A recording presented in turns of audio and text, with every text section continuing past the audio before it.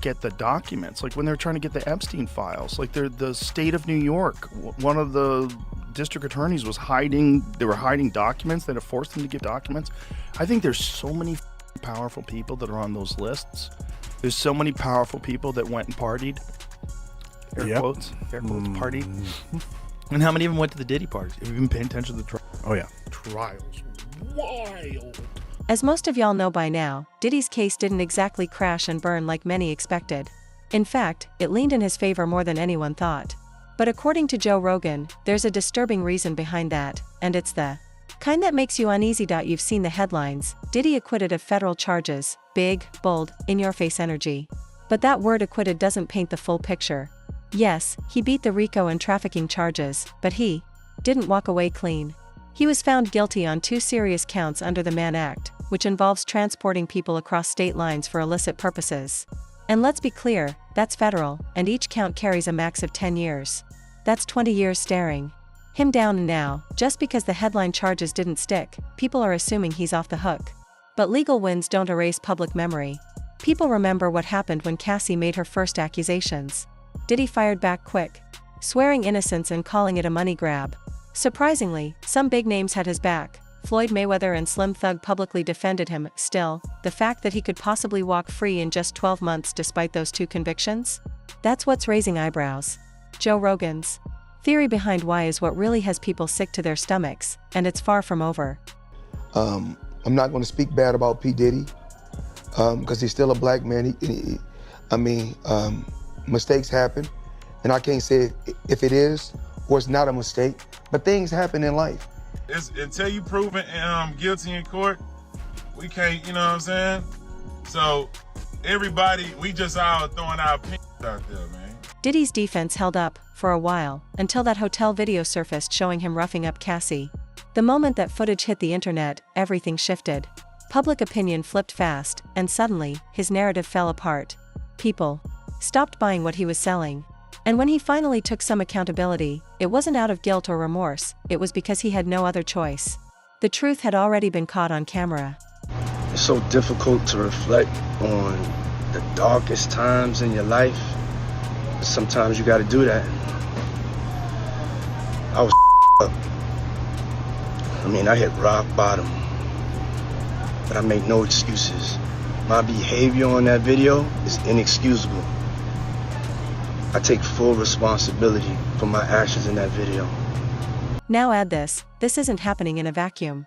It's 2025, and people are fed up watching the rich and powerful dodge accountability while everyday folks take the full hit.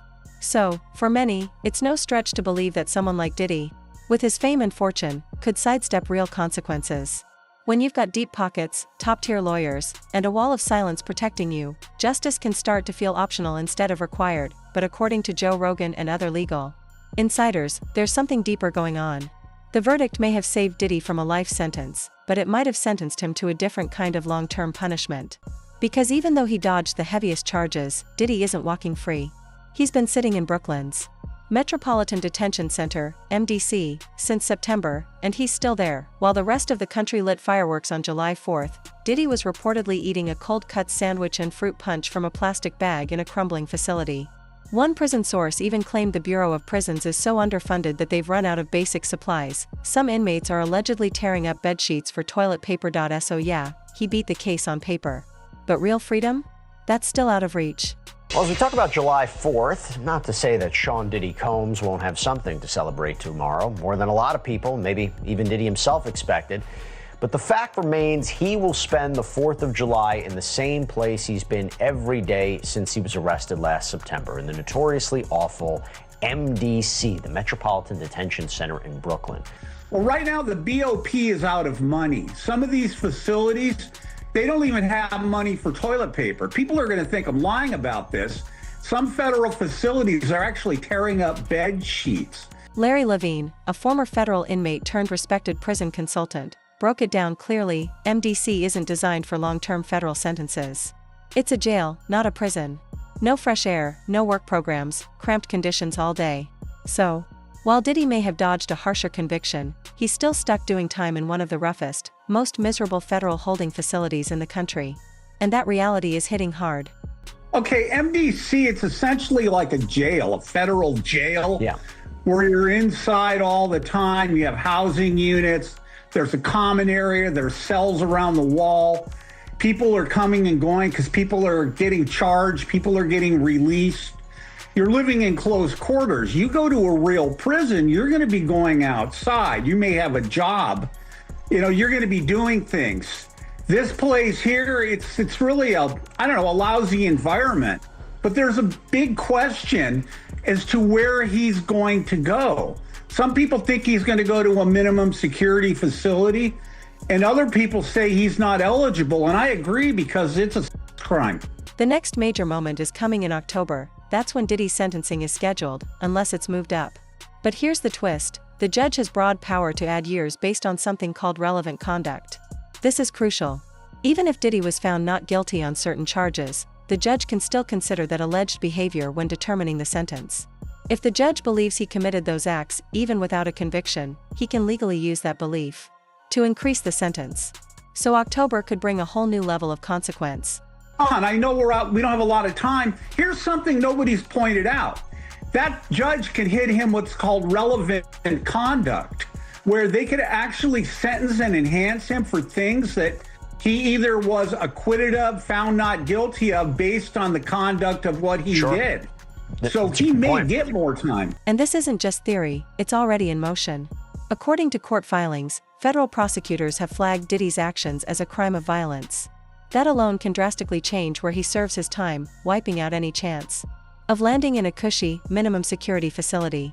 That's exactly what Larry Levine meant when he said, "Some people think Diddy will go soft." But he strongly disagrees. X-related crimes carry a heavy stigma, even behind bars. Minimum security is likely off the table, and that means Diddy could be heading for a much tougher, more dangerous federal prison experience than most expect. But there's a big question as to where he's going to go.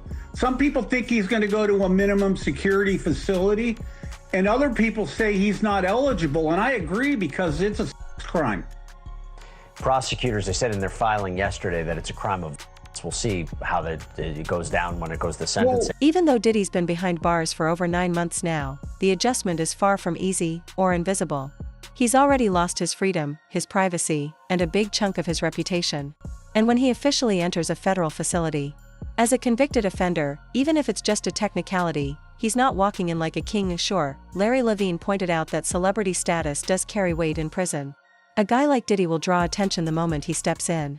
Some inmates will swarm out of pure curiosity, others out of calculated opportunity. Larry even joked, everybody starts bad boy records on the inside. Inmates will suddenly claim they knew him, worked with him, or had ties to the label. Some will cozy up hoping he'll put money on their books, or maybe help them out once they're released. In prison, fame can attract both admiration and manipulation, and Diddy's in the middle of it. You know what? He was acquitted on some charges. Yeah. People win. I mean, on multiple counts, people sometimes get things dismissed all the time. Fact is, he's no better than anyone else. He's a convicted felon.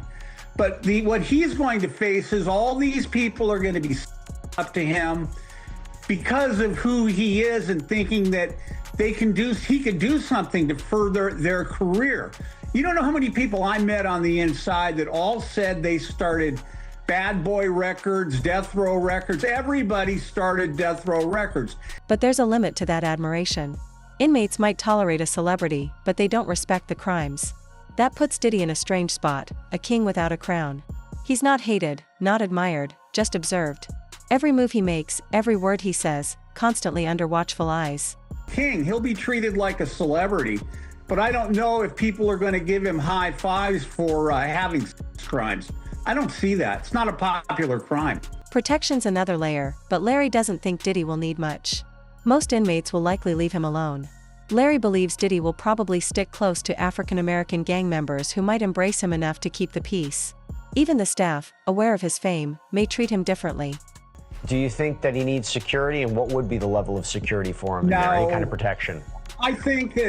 I believe he'll be just fine when he's in there, and he'll have all the African-American gang members hanging out with him, and maybe he'll put money on their books. He's not going to have any problem at all. Nothing. He'll get along just fine. Even the staff will treat him differently. So what does this all really come down to? Diddy's walking into one of the strangest legal outcomes we've seen in a long time. He's not facing life. He's not even facing decades. If things go the way many legal experts predict, factoring in sentencing guidelines, the 2 convictions under the Mann Act, and the time he's already served, he could be out in as little as 12 to 18 months. On paper, that looks like freedom. A fresh start. A clean break, but look deeper, and you'll see it's anything but clean. According to multiple legal insiders, Diddy's sentencing guideline range could fall between 15 to 21 months. Some even suggest he might get time served. Technically, that's a legal win.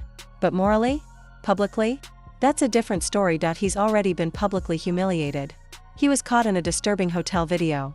He swore innocence, only to be exposed in a way that even his most loyal defenders couldn't deny.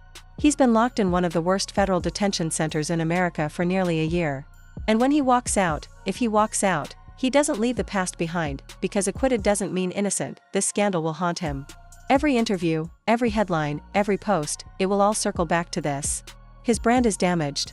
His reputation stained, and the court of public opinion isn't so forgiving. That's the point Joe Rogan and other legal realists have been hammering home.